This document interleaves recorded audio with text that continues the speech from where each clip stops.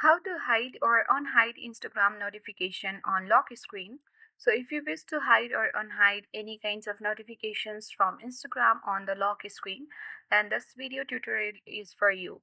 Do watch the video till the end so that by the end of the video you'll learn how to do it. Without any much delay, let's dive right into the video. First of all, make sure your Instagram app is up to date.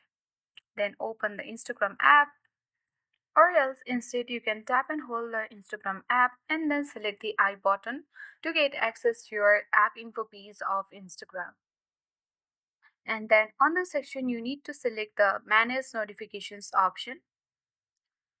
Once you have done or get access to this page, make sure you allow notification. If it's toggle off in this way, then there will be no any options given on this section.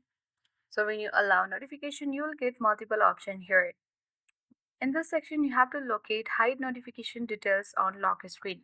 So in order to hide, you need to toggle on the button, or else if you want to unhide Instagram notifications on lock screen, you can toggle off the button and unhide Instagram notifications on lock screen. So that's how we do it. I hope this video worked. Thank you for watching and see you in the next video.